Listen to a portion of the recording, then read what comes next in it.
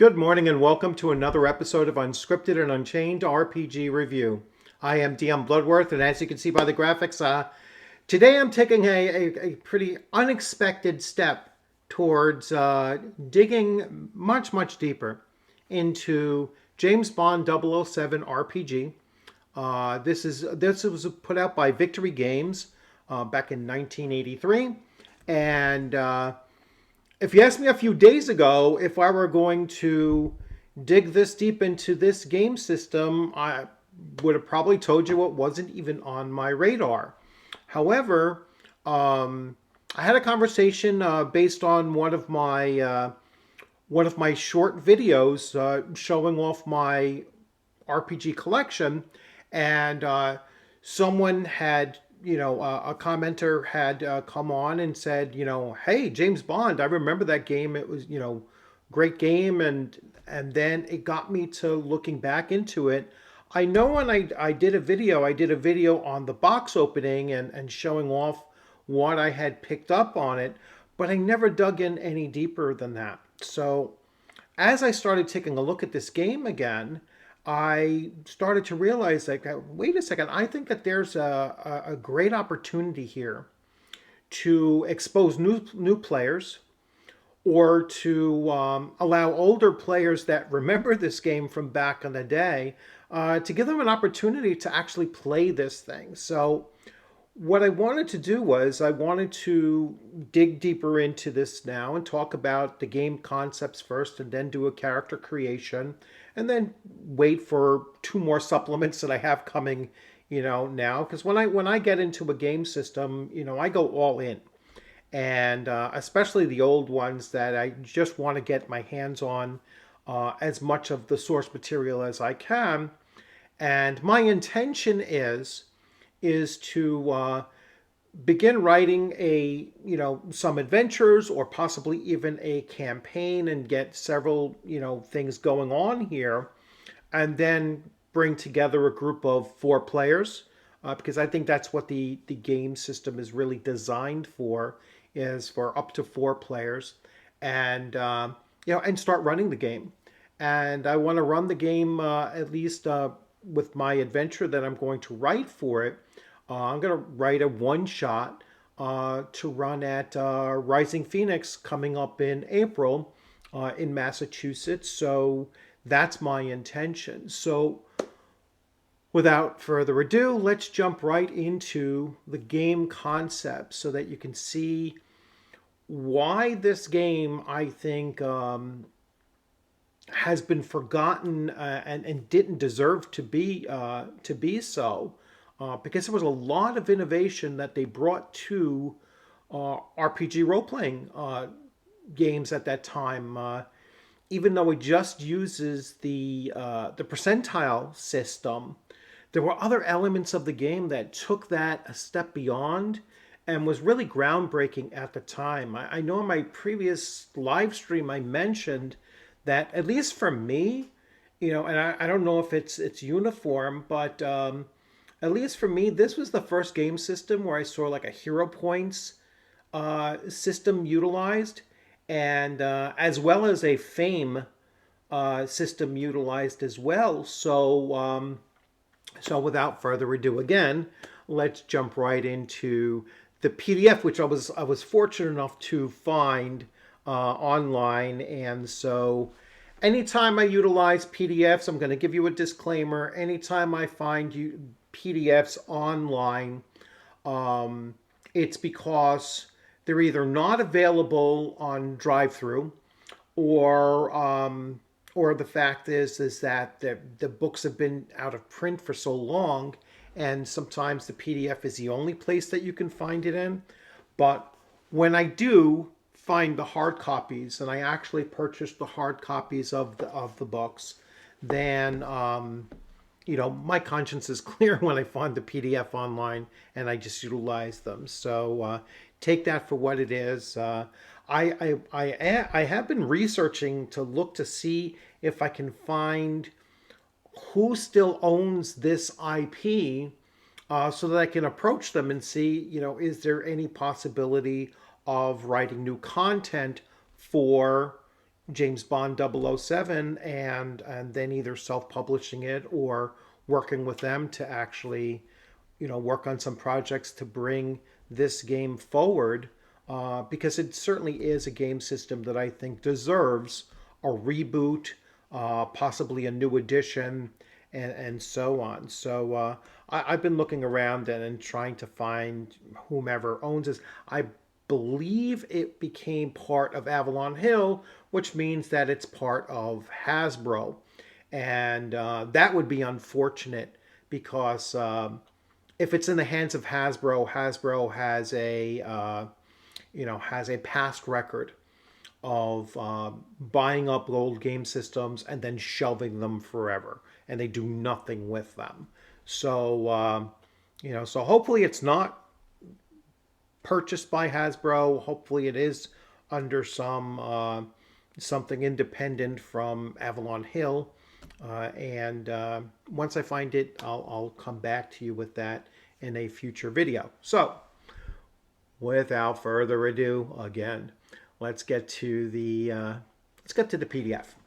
So I'm not going to spend any time with with the basic information that they begin with. I'm going to jump right to the game concepts. Sorry, but the system was written by Gregory Gordon and Neil Randall. Game development and James Bond savant Robert Kern. Rules editor was by Michael E. Moore, and so on. So you get Victory Games. This was published in 1983.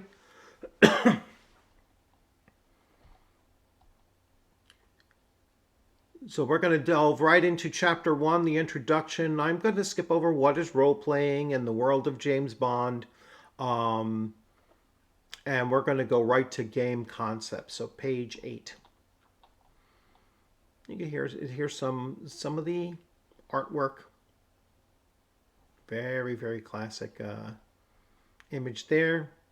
Ian Fleming, the creator of Secret Agent James Bond. We are going to go past the glossary because we don't need that. Game concepts. And I will zoom in on this so that you can see it as well. And it's only about 3 pages, so I'm going to really dig deep on this. When a character is created, he has 5 basic characteristics: strength, dexterity, willpower, perception, and intelligence. The character will also be given skills, which are based on the characteristics. The process is explained in Chapter 2. A character is also given 3 abilities: connoisseur, first aid, and photography. During a game, a player announces what he wishes his character to do. The GM decides whether this task falls under the heading of a skill, ability, or characteristic. Typical tasks including firing a gun, driving a car, seducing an enemy agent, playing a game of Chem de Fer, or so forth, and so forth. The GM or the player then rolls a D100 to determine if the task succeeds and to what extent it was successful. So the quality of the roll is something that is kind of unique, I think, at the time of 1983. It's something that was kind of new. The GM uses a simple formula to find a success chance for the task being attempted. The success chance is found by multiplying the primary chance by the ease factor. The GM then rolls D100 and compares the result to the quality result table found on page 10. The resulting quality rating indicates whether or not the task was successful and also measure the level of success of the task. The central concept of the game is the ease factor, an element which must be thoroughly understood by both players and GM. I just lost my spot. It is a number ranging from 1/2 to 10, which is used to measure the ease or difficulty of performing a task. The lower the ease factor, the harder the task, and the higher the ease factor, the easier the task is to accomplish. Thus, a task with an ease factor of 2 is much harder to perform than a task with an ease factor of 8. All tasks start with an ease factor of 5, and the GM adds to this number to indicate the task is easier to accomplish or subtracts from it to increase the difficulty of the task. The ease factor may never be lower than 1/2, thus an ease factor of 1 with a modifier of -1 would be 1/2, not 0, or higher than 10. The GM may apply whatever positive or negative modifiers to the ease factor he feels are appropriate to the situation. And they give a really quick example here. James Bond is shooting his Walther during combat to begin with an ease factor of 5. Since the guard being shot at is behind the door, the GM subtracts 1 from the ease factor to account for the cover provided by the door. The guard, however, is unaware that Bond is in the next room, so the GM adds a 2 to the ease factor for the element of surprise. The final ease factor would be 6, 5 minus 1, plus 2.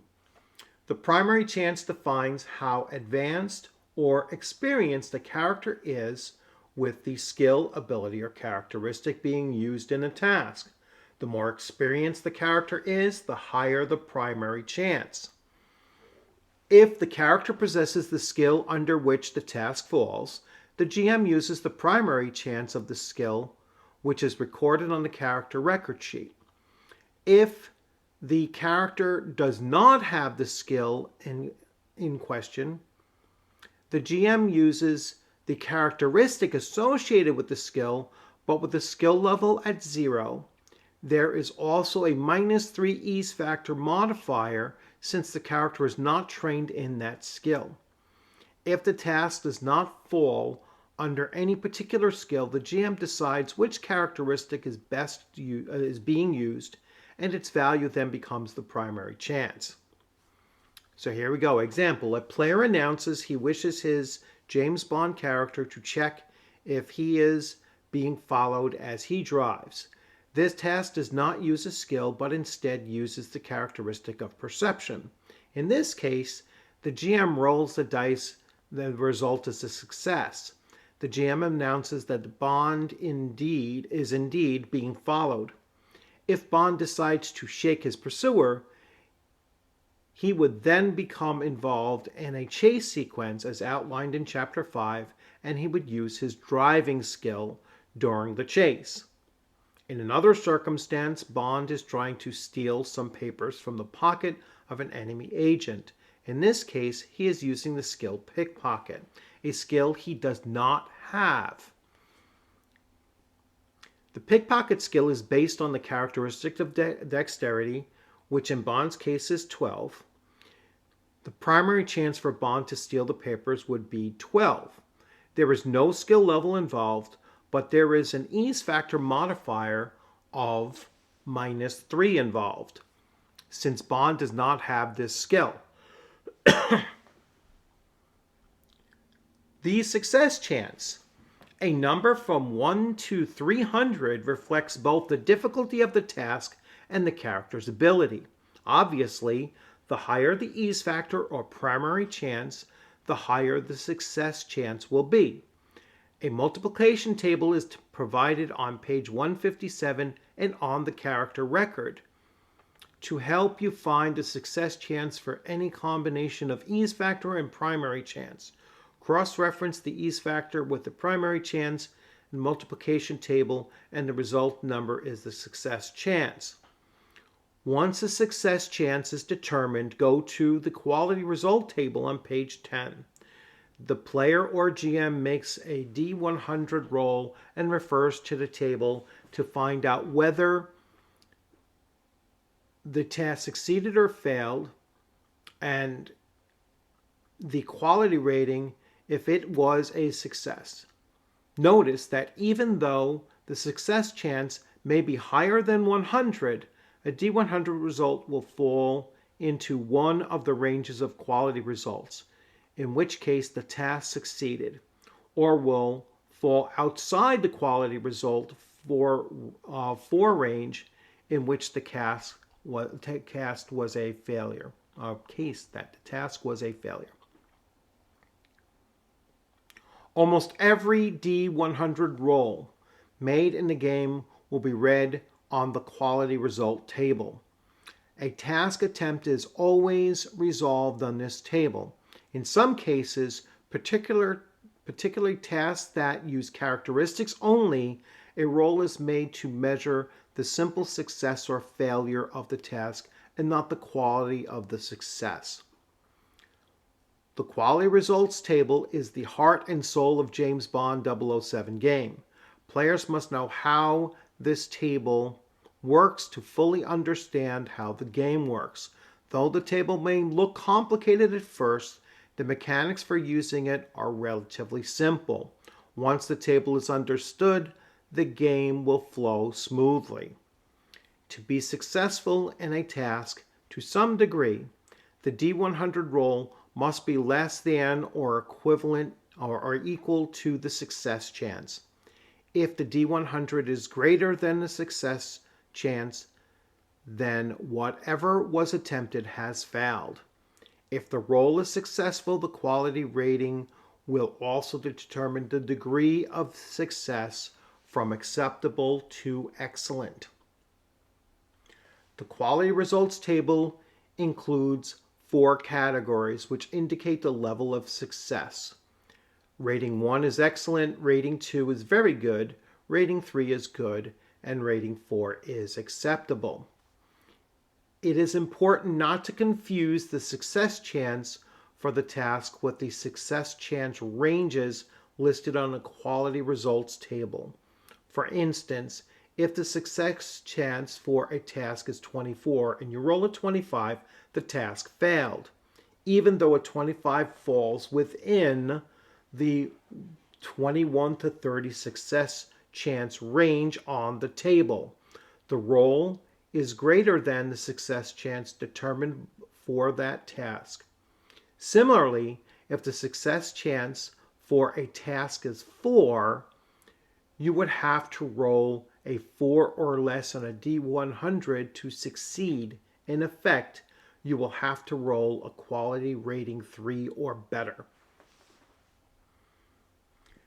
And I will show you an example of this chart so that you can see the differences in how they play into effect.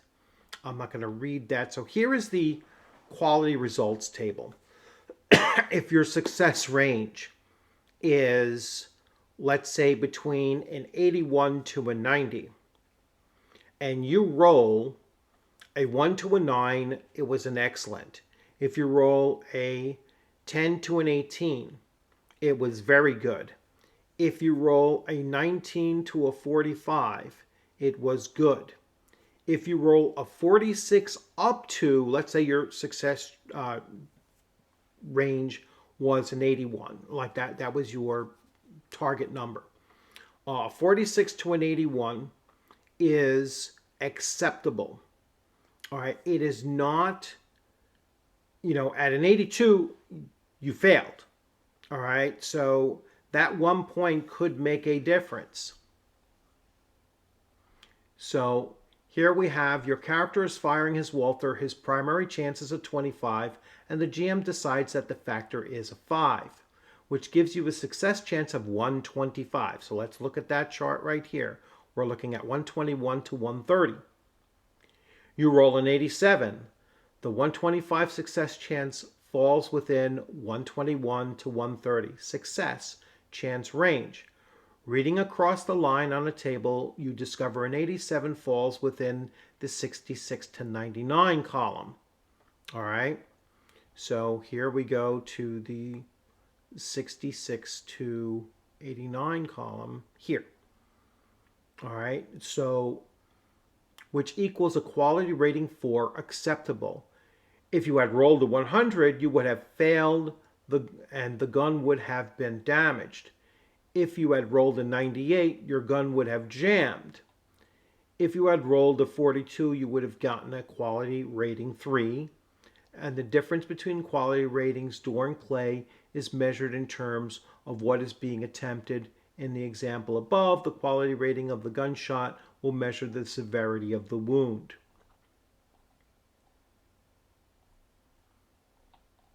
They give a long example for play here, but I just want to show you very quickly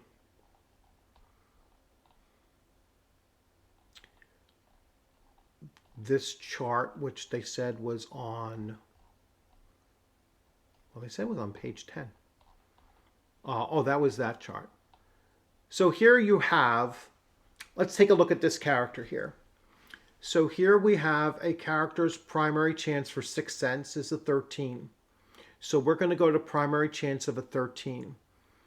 And then looking across, if it's a normal quality, the ease factor of 5, then to do a perception check, their chance is a 65, which means they have to roll a 65 or lower in order to be successful. All right, then we check the quality of that. So the person rolled a 65. And so we will go back here.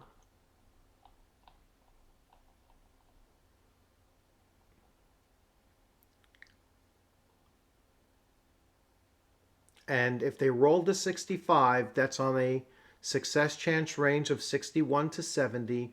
A 65 would be acceptable. If they rolled below that, they would have had to roll below or between a 15 to a 35 in order for it to be good, an 8 to a 14 in order for it to be very good, or a 1 to a 7 for it to be an excellent.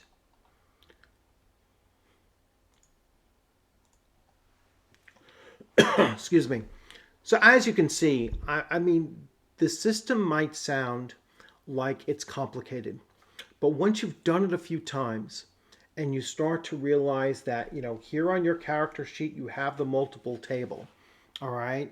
The only thing you don't have in front of you is the quality chart, but that is something that I would certainly hand out to every player as well.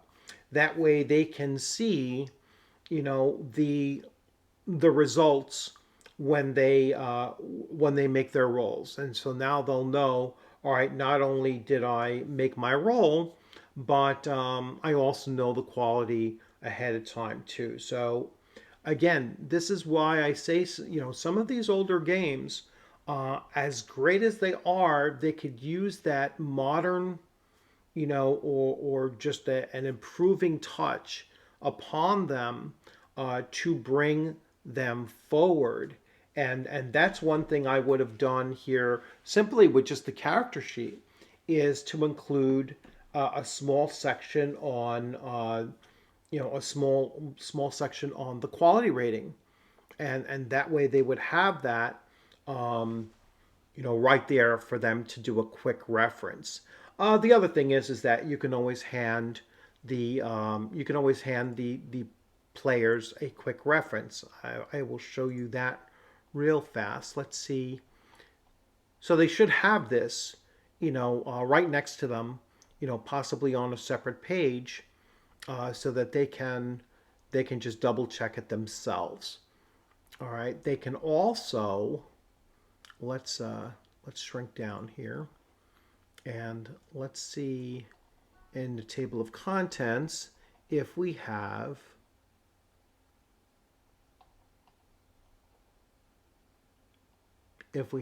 all of the charts broken down.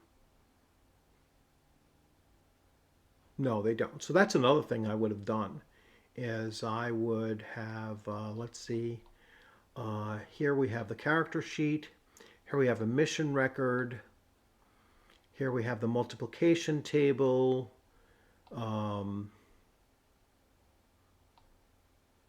we have the quality results table. So yeah, I would just hand, so they do have the tables at the end. I would just hand these to the, I would hand this to the player. I would make a copy of this, remove the player card, the NPC card from it. I would make a copy of this, put them both on one sheet, and then put them on the back of the character record sheet. That way they can flip over and they can take a look at it themselves very quickly. So a little bit of a modification. A lot of times these older games just need the reformatting touch, new layout kind of touch, and maybe a tweaking of some of the game systems, overall. But for the most part, I'm really excited about making a deeper dive into this game and running some one shots, or certainly getting it prepared to run some convention games, because I know that if I go to a convention and I put on that thing that I am running James Bond 007 and with an original adventure, that table will fill up. All right, I guarantee it, because when I ran Bushido in 4 virtual cons back in 2020, the table filled up right away. Players out there and DMs and GMs out there in the convention space are always looking for opportunities to play new games or to play old games that they haven't played ever before or haven't played in decades. And so I know that those are some of the most popular games to run. Anytime I've seen D&D Basic being run, fills up the table in a heartbeat. It's the 5e games that are harder to fill. It takes longer to fill them, and so it's always a great thing for you as a game master or a player to keep on expanding your experience within the hobby with a variety of different games, because you will grow better as a player. You'll grow better as a game master if you're expanding your experiences to new systems, and you'll find that there are parts of this that you can take from this and bring it into other games as well. So, as always, I always encourage everyone to expand and to move the whole hobby of tabletop RPGs forward, through that expansion, through gaining experience yourselves. And yet another example, I call this an OSR game. All right, and this is an OSR game because it is old school. It is pre-1990, and it doesn't have to be a derivative of Dungeons and Dragons to be OSR. I will keep on harping on that every time I take a look at some of these older game systems, and and bring them to your attention and run them at conventions or run them as one shots on my channel through my Discord or whatever. These are games that you all should be taking a good look at. All right. Thanks for joining. I hope you liked this video. If you enjoyed the video, please give it a thumbs up. If you haven't subscribed, please consider subscribing. And next target for subscriptions is I'm shooting for 2,500. I just hit 2,300 yesterday. So another 200 away, and I will do a giveaway once I hit 2,500.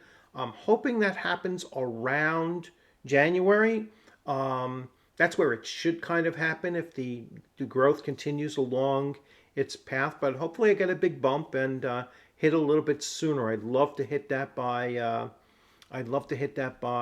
December 30th, which is the anniversary date of this channel. So if I hit it then I'd be super stoked.